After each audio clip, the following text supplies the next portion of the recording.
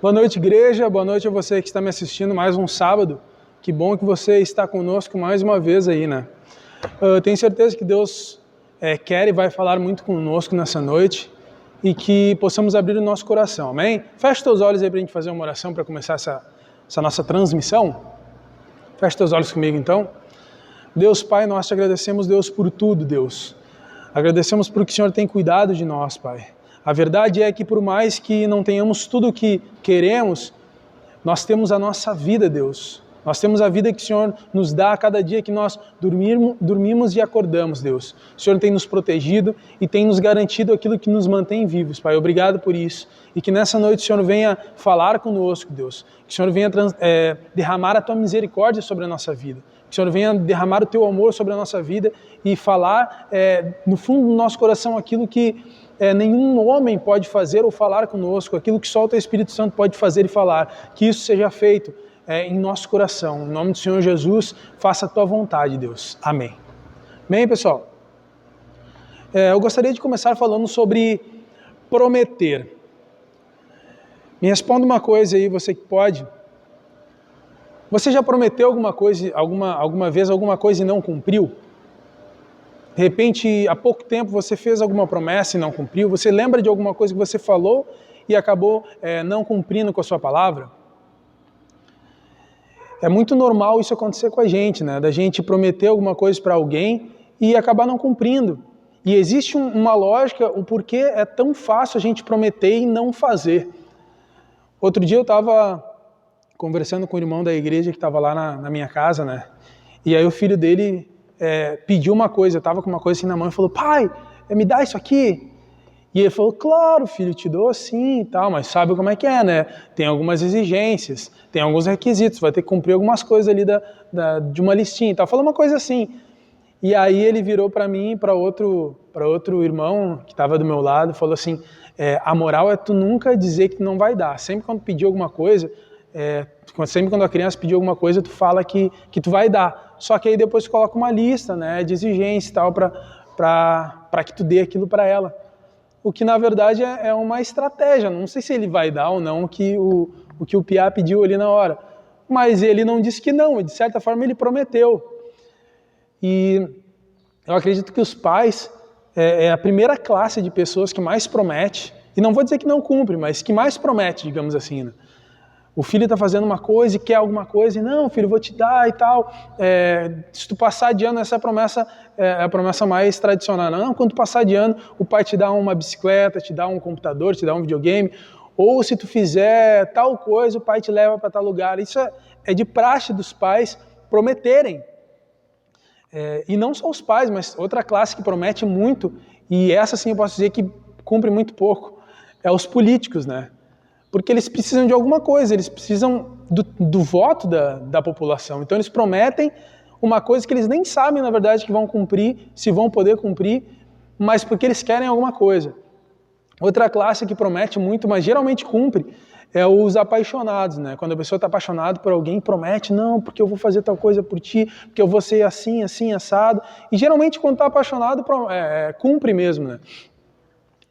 A gente, na verdade, às vezes as nossas promessas, que muitas vezes são vazias ou não, essas promessas elas não são da gente para outras pessoas. Muitas vezes nós prometemos para a gente mesmo, né? Quem nunca prometeu, falou assim para si mesmo: não, a partir de segunda-feira eu vou começar uma dieta. Ou a partir do ano que vem eu vou começar uma dieta. A partir do ano que vem eu vou aprender inglês. A partir do ano que vem vai ser diferente. Essa data do final do ano é a data que eu acho que existe mais promessa vazia, porque às vezes são coisas que as pessoas prometem que sabem que não vão cumprir. Só que parece que quando vira o ano a gente tem um pouco mais de motivação e eu acho que eu não vou cumprir, mas é um ano novo, tudo é novo, então... Só que a verdade é que até a divisão dos tempos, do tempo em anos, meses, dias, a gente que criou. A verdade é que o final de um ano, início do outro ano, teoricamente parece diferente, mas na prática é meio que a mesma coisa. Só que a gente tem essa coceirinha, parece, de prometer alguma coisa. E sabe por que a gente promete? Isso é tão... É uma coisa que nos dá vontade de fazer, uma promessa, porque existe uma lógica dentro daquilo que nós prometemos. Geralmente, quando nós prometemos alguma coisa, nós queremos algo em troca. Nem que seja a gente prometendo para a gente mesmo, a gente quer um alívio, prometendo, não, eu vou comer isso aqui agora, mas depois vou fazer dieta, prometo que eu vou fazer para mim, comigo mesmo. Porque a gente quer um alívio da culpa da gente estar comendo aquilo, de repente, se o caso é uma dieta. Então, quando a gente promete algo, ou quando promete para o filho, a gente quer que o filho pare de incomodar muitas vezes, ou que ele não comece a incomodar. E a lógica por trás de uma promessa é a seguinte: nós recebemos algo em troca, um alívio ou alguma coisa, ou enfim, recebemos algum benefício em troca apenas de palavras. O que é uma promessa? Uma promessa é uma palavra que eu dou, né? Eu falo que eu vou fazer tal coisa, eu me comprometo a fazer tal coisa. Só que no momento que eu faço essa promessa, a única coisa que eu estou fazendo é falando. Eu só estou dizendo que eu vou cumprir, eu só estou dizendo que eu vou fazer. Mas ainda não chegou o momento de fazer. E só nessas palavras, nesse comprometimento que eu tenho, aquilo já me gera um alívio, já me gera um benefício. Eu apenas falo e já existe um benefício naquilo. Só que aí tem o resto da lógica da promessa que muitas vezes faz a gente não cumprir uma promessa, que é o seguinte: eu fazer algo é muito mais difícil do que eu falar que eu vou fazer. E geralmente eu já recebi um pouco do benefício, falando e prometendo. E depois eu vou fazer e vou ter que desempenhar uma baita força para ter o resto do benefício. Então, às vezes, a gente prefere ficar no primeiro estágio só, que é só prometer, e na hora de fazer a gente não faz. Quer ver um exemplo para entender melhor?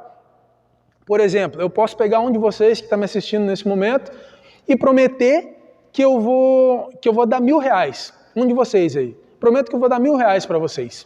Tá? Ou melhor, eu prometo que eu vou dar R$1.000 nessa transmissão. Vou sortear R$1.000. Né? Aí eu vou fazer o sorteio e tal, quem ganhar, eu dou R$1.000 no final do mês, digamos assim. Na hora que eu fizer essa promessa, eu falo assim, não, na transmissão hoje vai ter um sorteio, na live vai ter um sorteio e eu vou sortear R$1.000. E aí todo mundo vai falar assim, vai sortear R$1.000 e tal, né?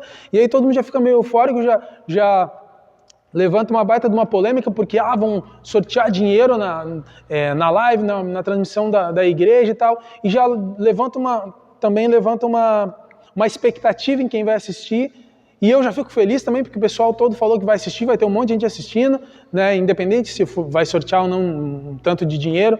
Enfim, acontece todo um movimento, só por eu ter prometido alguma coisa.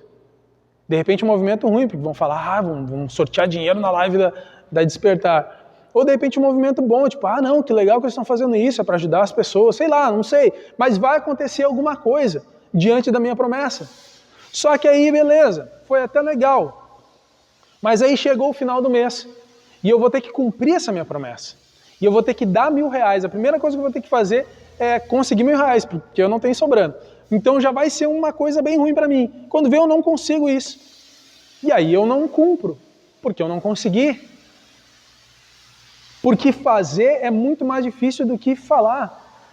Né? Tem até um ditado que diz, falar é fácil, quero ver fazer. Né? E essa é a verdade. Dentro de uma promessa existe a promessa e o cumprimento dessa promessa. E cumprir essa promessa. E a verdade é que dentro da nossa fé também existe essas duas possibilidades. E é sobre isso que a gente vai conversar essa noite.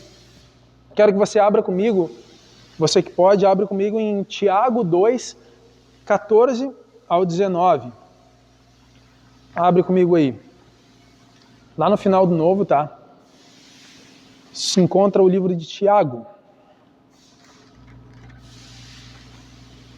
Eu vou ler na NTLH, essa é a versão, tá? Se você tiver aí com o celular, pode trocar a versão, ou se não tiver, se tiver com a Bíblia e for outra versão, só acompanha com a gente a leitura, tá? Tiago 2, 14 ao 19. Diz assim: meus irmãos, que adianta alguém dizer que tem fé se ela não vier acompanhada de ações? Será que essa fé pode salvá-lo? Por exemplo, pode haver irmãos ou irmãs que precisam de roupa e que não têm nada para comer. Se vocês não lhes dão o que eles precisam para viver, não adianta nada dizer que Deus os abençoe, vistam agasalhos e comam bem. Portanto, a fé é assim, se não vier acompanhada de ações, é coisa morta. Mas alguém poderá dizer, você tem fé e eu tenho ações. E eu respondo, então me mostre como é possível ter fé sem que ela seja acompanhada de ações.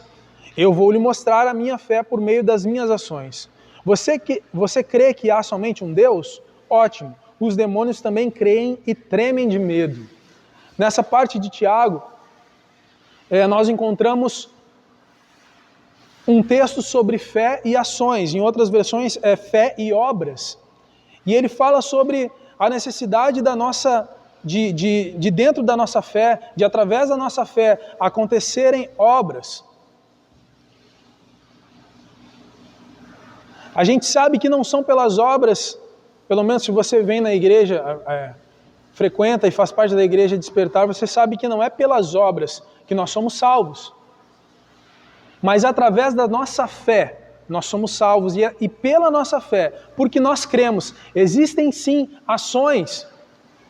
E eu te pergunto, qual é a maneira que nós encontramos de expor a nossa fé? Como podemos manifestar a nossa fé?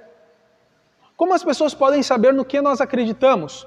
Existem duas maneiras, assim como a lógica da promessa, existem também o falar e o fazer. Primeiro eu falo, prometo, e depois eu tenho que fazer, às vezes não faço, mas deveria, para cumprir a promessa. Assim, quando nós manifestamos a nossa fé, existem duas maneiras de manifestar essa fé, que seja visível aos outros. A primeira maneira eu posso dizer que eu acredito, eu posso falar que eu tenho fé. E a outra maneira é as minhas obras, as minhas ações mostrarem no que eu acredito e que eu tenho fé em algo e naquilo que eu tenho fé. Nós com certeza concordamos que a ação ela é muito mais convincente. Existe até um ditado que diz que as palavras convencem, mas o exemplo arrasta, né? Mais um exemplo para a gente entender. Se eu estiver em algum lugar e falar para você ir até um outro lugar e falar que lá é seguro, parece que é perigoso, mas eu falo assim, não, pode ir lá que lá é seguro. Você vai ir confiar em mim? Talvez alguns sim, talvez alguns não. Mas se eu for e te provar que é seguro aquele lugar, com certeza você vai ir. Por quê? Porque as ações, elas falam mais alto do que as palavras. E Tiago até fala aqui que algumas pessoas vão falar que tem fé, mas ele mostra através das ações dele que ele tem fé. Ou seja, talvez ele não precise nem falar.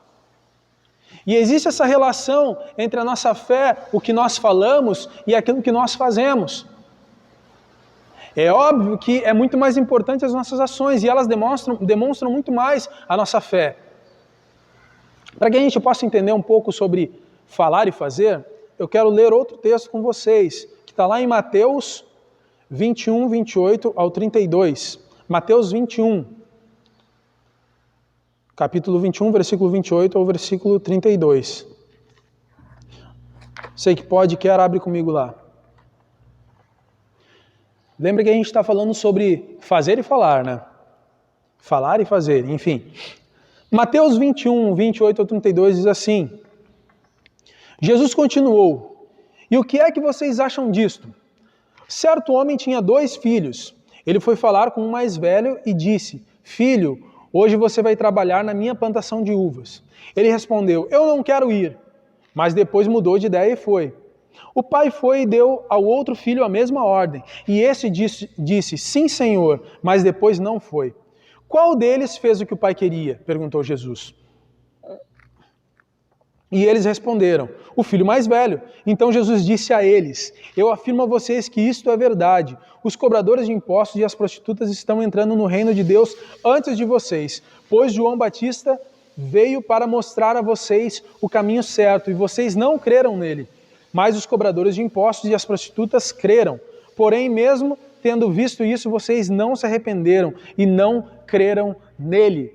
Aqui nós vemos Jesus falando uma parábola, contando uma parábola de um homem que tinha 2 filhos, o mais velho e o mais novo, e o mais velho disse que ia ajudar o pai e no final acabou não indo. Não, o mais velho disse que não iria e acabou indo, e o mais novo disse que que iria e acabou não indo. E o que Jesus estava, com quem Jesus estava falando e por que ele estava falando isso? Ele estava falando com mestres da lei e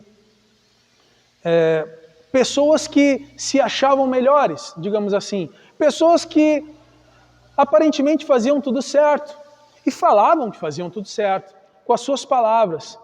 Só que com as ações, eles não faziam isso.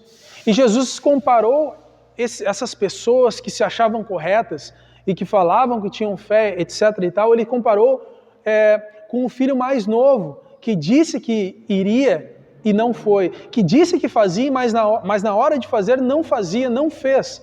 E ele comparou as prostitutas e os cobradores de impostos com o filho mais velho, que disse que não iria, mas na hora de ir, ele foi ajudar o pai. O que ele queria dizer com isso, Jesus?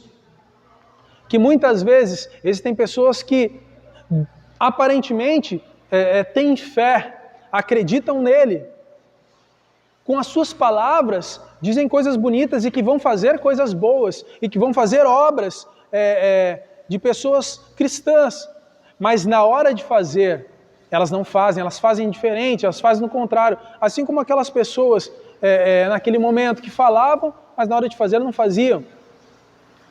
E ele comparou e falou sobre outra classe de pessoas que são aquelas que parecem que não creem, que às vezes até falam que não creem, e algumas atitudes mostram que não creem, mas na hora de fazer, as ações delas são ações de pessoas cristãs. E a primeira ação de uma pessoa que é cristã é se arrepender. E naquele momento a gente vê que tem pessoas, mestres da lei, que não criam em Jesus. Na verdade tem todo um contexto. E eles não estavam acreditando em quem Jesus era. Mas essas pessoas mais necessitadas e mais pecadoras, aparentemente, quando elas se deparavam com Jesus, elas se arrependiam. Elas tinham essa ação. E nós vemos que na parábola de Jesus, um dos filhos disse que não ia, mas foi. O outro disse que ia, mas não foi. E a gente vê que o que fez o que o pai queria nem foi aquele filho que não disse nada e depois foi. Ele disse que não queria, ele na verdade falou o contrário, só que na hora de fazer, ele teve a ação correta, que é um filho ajudar o seu pai, ainda mais quando o pai pede ajuda, que foi o caso da parábola. A primeira coisa que eu quero deixar como uma reflexão para nós, inclusive para mim, é o quanto eu tenho falado e o quanto eu tenho feito. As minhas ações têm sido mais palavras ou de fato ações? Hoje em dia, no momento que nós vivemos, com essa pandemia, eu vejo que tem muitas pessoas, já falei isso numa pregação, eu vejo que tem muitas pessoas que começam a falar de Deus e tal, né? Inclusive tem algumas pessoas famosas que até meio que viraram a casaca. Antes eram pessoas que não acreditavam em Deus e falavam um monte de besteira, inclusive na sua arte, e hoje já são pessoas completamente diferentes e que falam em lives sobre Deus, sobre Jesus, sobre o Espírito Santo e tal. É óbvio que nesse momento em que as pessoas estão trancadas em suas casas e não tem muito o que fazer, é muito mais fácil aderirmos a uma vida cristã. É muito mais fácil porque nós não temos as tentações que o mundo nos oferece. A gente está junto com a nossa família, começa a valorizar mais a família, porque está sempre junto. Fica a coisa mais linda da nossa vida, né? Fazendo tudo certo, dormindo no horário certo, acordando cedo. Só que hoje as nossas ações elas estão meio bloqueadas, elas estão limitadas, porque a gente tem que ficar só dentro de casa, basicamente. E a gente não pode sair tanto. Então é muito mais fácil, já que não precisamos provar com ações, é muito mais fácil eu colocar e falar coisas lindas sobre o Evangelho e sobre Deus nas redes sociais ou no WhatsApp. Agora o problema, como a gente falou na promessa, que é tão fácil falar e nos traz tanto benefício só falar, só que o problema é que existe um momento que a gente tem que agir. A nossa fé, assim como o Tiago fala, se a gente não age, ela é coisa morta. Ela não existe. Se eu acredito de fato em algo, eu vou agir como alguém que acredita. Quer ver, por exemplo, um exemplo nada a ver, mas que vai ilustrar talvez de uma maneira boa. Se eu falo que é muito importante usar a camisa vermelha, porque usar a camisa vermelha reflete os raios do sol e tal, e vai fazer você viver mais, sei lá, mais 20 anos. Quem usa a camisa vermelha, sempre usa a camisa vermelha, vai viver mais 20 anos. Eu falo isso para vocês. É uma bobagem, mas digamos que é o nosso exemplo. E um dia eu apareço com a camiseta azul, outro dia eu apareço com a camiseta verde, outro dia eu apareço com a camiseta preta, mas eu ainda falo que se tu usar só a camiseta vermelha, vai viver mais 20 anos. Vocês vão acreditar que eu acredito que o que eu estou falando sobre a camiseta vermelha é verdade? O que eu estou falando que acredito vai parecer real para vocês? Não. Porque se eu acredito que quem usa camiseta só usa camiseta vermelha vive mais 20 anos, eu vou usar só camiseta vermelha. Eu não preciso nem falar, talvez se eu andar só com roupa vermelha, alguém uma hora me pergunte, mas por que tu usa só roupa vermelha? E eu vou falar, não, porque quem usa só roupa vermelha vive mais 20 anos. Aí a pessoa vai falar, bom, que loucura, será que é verdade? Vai acabar até acreditando em mim. Por quê? Porque as minhas ações provam isso. Mas eu não preciso me preocupar em vestir roupa vermelha. Em algum momento já vai ser natural, porque eu acredito naquilo que eu falei. É exatamente assim que acontecem as ações do cristão. Até o Maurício falou sobre isso na última pregação de domingo passado, sobre a nossa intenção, né? Da gente se esforçar e fazer coisas boas. E que não é bem assim que funciona. Enfim, eu vou até pedir, se o pessoal da edição conseguir deixar um card em algum lugar aqui do vídeo, ou colocar na descrição o link para essa pregação do Maurício, que é a de domingo passado, também é fácil de encontrar, mas para a galera que está entrando agora, de repente, não tem costume de mexer no canal, não é inscrito, já se inscreve aí, se você que não é inscrito. Se eu só agir conforme a minha fé, e nem falar, a minha ação, em algum momento, vai começar a ser natural. Se nós temos fé em Jesus, nós vamos de fato, se a nossa fé é verdadeira, a gente não precisa nem se preocupar em agir conforme um cristão. Na verdade, nisso talvez a gente precise pedir ajuda para Deus em relação a algumas coisas. Mas se nós de fato acreditamos, nós vamos acabar agindo conforme alguém que acredita. O que eu quero dizer, o primeiro ponto dessa pregação para a gente já ir para o segundo ponto. As ações valem muito mais do que as palavras. Se existem ações, não precisa haver palavra. Se existe palavras da nossa parte e não existir ação, a nossa fé é morta.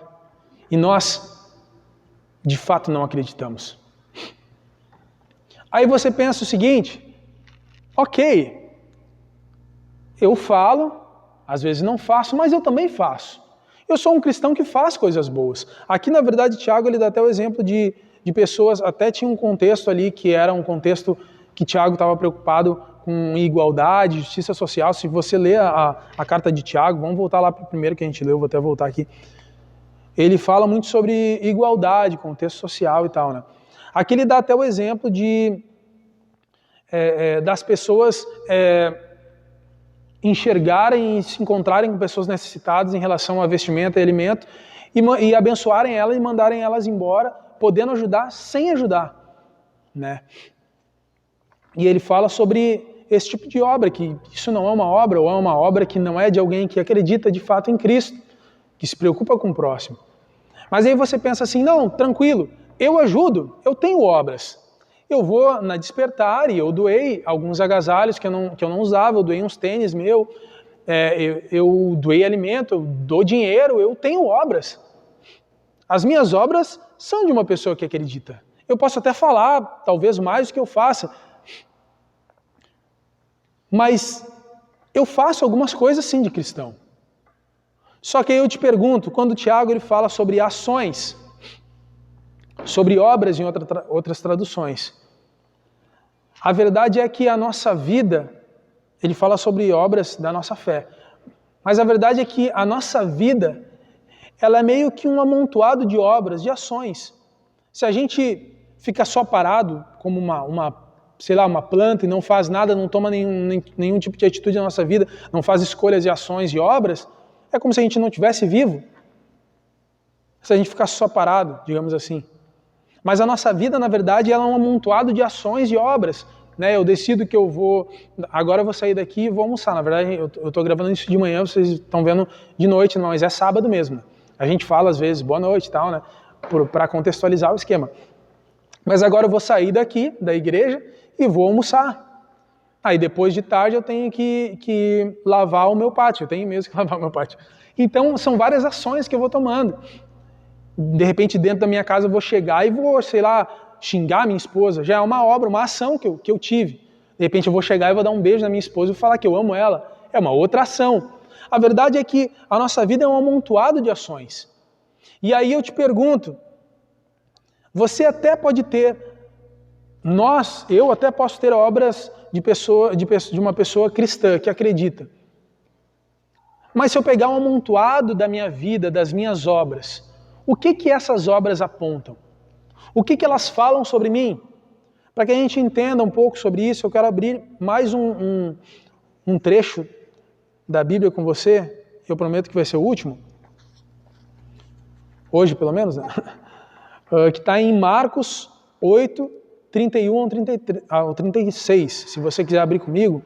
Marcos, versículo 8. Desculpa, eu acho que eu falei não me lembro. Mas é o versículo 8, capítulo 8, do versículo 31 ao versículo 36. Tá? Marcos 8, 31 ao 36.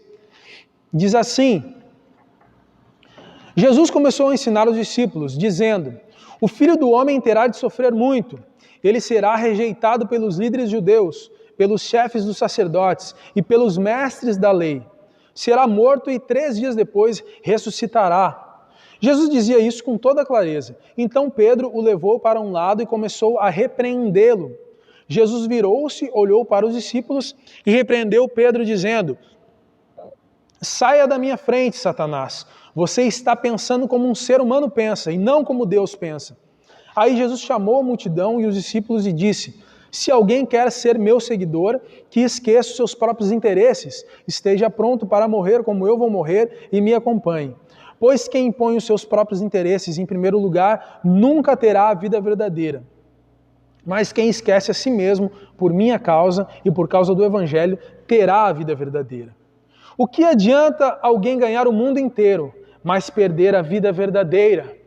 Essa é a questão que Jesus deixa. O que acontece nesse momento? Jesus ele começa a falar aos discípulos de o que iria acontecer com ele, o que ele permitiria que acontecesse com ele em prol da humanidade. E ele dizia que ele seria morto, crucificado e ressuscitaria. Só que um dos discípulos, Pedro, ele chamou Jesus para um canto e começou até diz ali, repreender. Imagina só alguém repreender Jesus.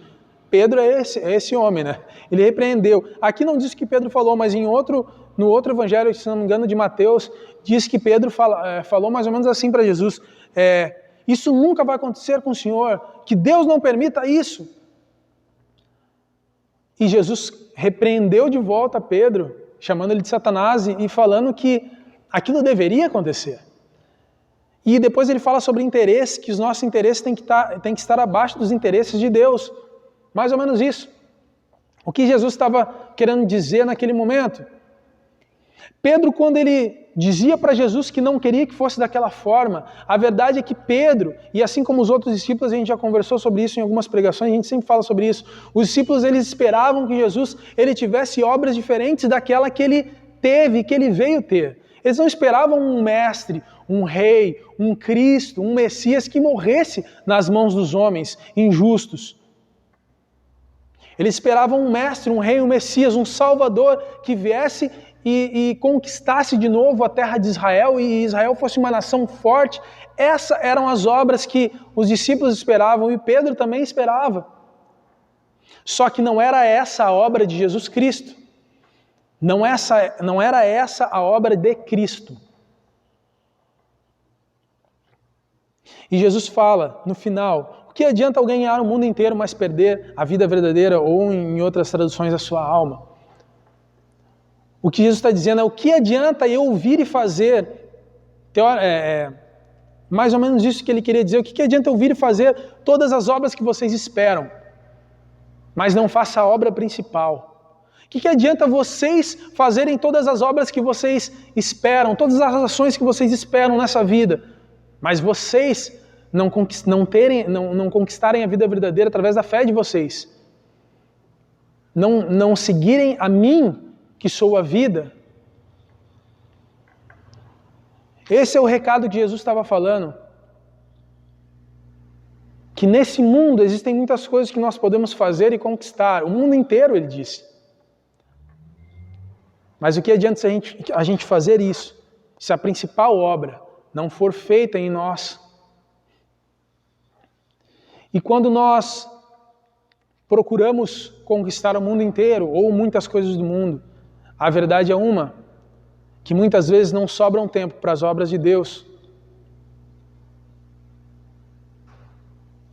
Muitas vezes não sobra tempo para aquilo que Deus trilhou para nós.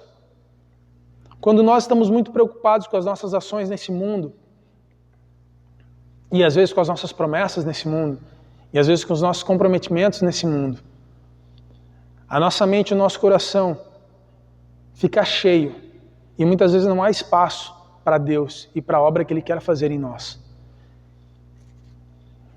Por mais que nós venhamos a doar agasalhos e alimentos e faça algumas coisas, venha, toque, cante na igreja, pregue, por mais que a gente faça isso, se na nossa vida o que prevalece são obras do mundo, a nossa fé talvez não esteja em Jesus, porque Jesus ele não vivia conforme o sistema desse mundo.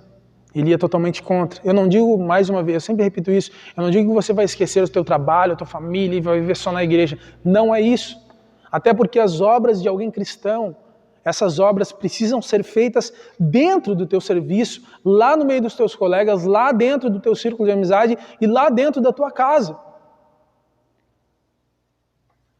Só que se a gente talvez pegar o amontoado das nossas obras até hoje, a maior parte delas foram só pensando na gente, pensando em coisas desse mundo. A maior parte das nossas conversas, do nosso serviço, foi sobre qualquer outra coisa, menos sobre a esperança que nós encontramos. As nossas ações dentro da nossa casa têm sido ações talvez de pessoas que nunca nem conheceram a Jesus, porque Ele é amor. A maior prova de amor foi dada por Ele.